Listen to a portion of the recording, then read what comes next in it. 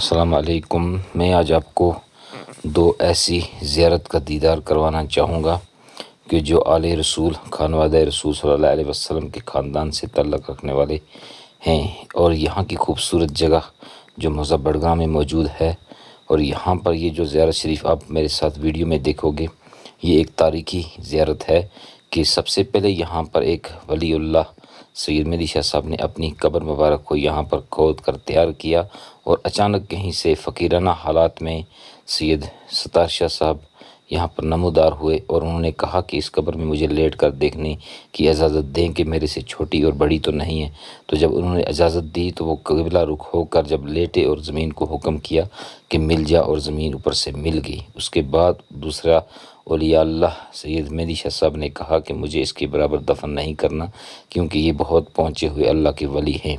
اور اس کے بعد کچھ عرصہ گزرا اور سید مہدی شاہ صاحب کی سنگنا گوالن میں وفات ہو گئی۔ تو اس وقت ہر ایک گاؤں، جتنے بھی لوگ تھے گاؤں اڑی کے، انہوں نے اکٹھے ہو کر ان کو وہاں سے اٹھا کے اپنے گاؤں لے جانا چاہا، لیکن کوئی بھی لے جا نہ سکا۔ اور راجوں کا دور تھا، ان کی دور حکومت میں انہوں نے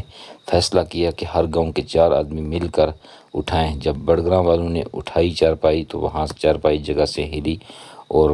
انہوں نے اٹھا کر اس کو یہاں تک لایا۔ اور وہ ولی اللہ اتنے پہنچے ہوئے تھے کہ شیر کی سواری کرتے تھے، اور شیر اس وقت بھی ان کے ساتھ موجود تھا۔ اور جب یہاں پر لایا گیا تو ایک مریدین نے اپنی ایک بیڑو کو ذبح کر کے ان کے آگے ڈال دیا، اور اس کے بعد جب شیر اس کا خون چوستا رہا تب تک غسل کے فرائض انجام دیے گئے۔ اور اس کے بعد یہاں پر لایا گیا، اور یہاں لا کر دوسرا بیڑو ذبح کر کے شیر کے آگے ڈال دیا گیا، اور شیر اس کا خون چوستا رہا تب تک اس ولی اللہ کو یہاں پر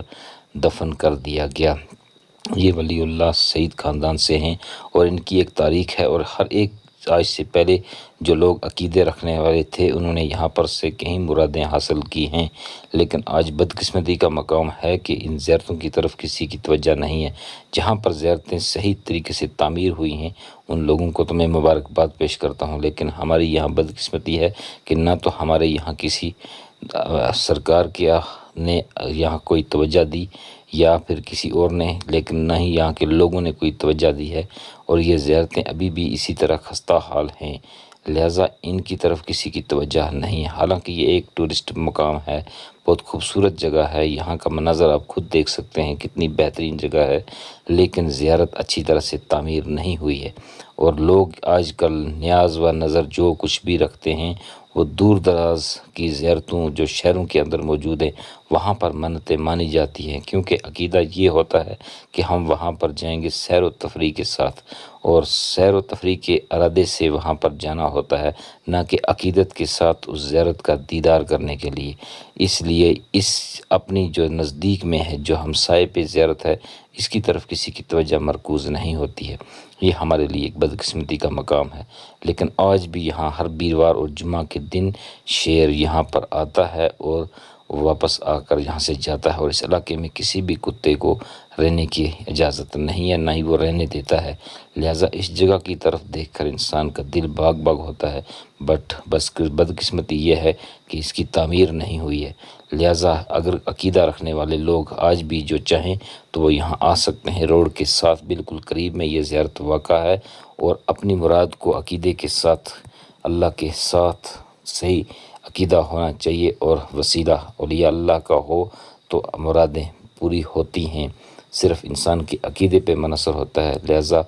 لوگ آج بھی آئیں اور یہاں آئیں اور ان زیارتوں کو تعمیر کرنے کی کوشش ہو۔ ہر کسی کی، ایک انسان کی بس کی بات نہیں ہوتی ہے، یہ جملہ لوگوں کی بات ہے جو زیارتیں تعمیر ہوتی ہیں، اور زیارتوں کی تعمیر سے جو پیسہ جمع ہوتا ہے وہ گاؤں کی ترقی اور خوشحالی کے لیے بھی استعمال کیا جا سکتا ہے۔ اور بہت سارے یہاں ذبح خانہ، مسافر خانہ اور ایصال ثواب کے لیے جب عرس کیے جاتے ہیں تو بہت سارے غریب اور مسکین یہاں کھانا کھا کر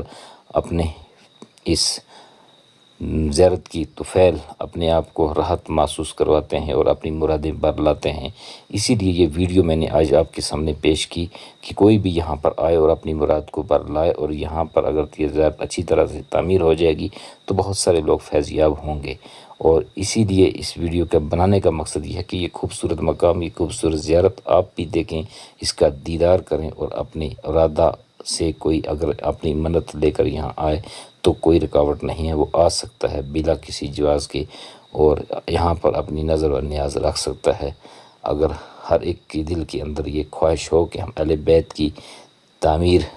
کریں اور ان کی زیارتوں کو اچھا بنائیں، تو ان کے لیے وہ باعث سے بخشش کا بھی ایک ذریعہ بن سکتا ہے۔ اور میں امید کرتا ہوں کہ میری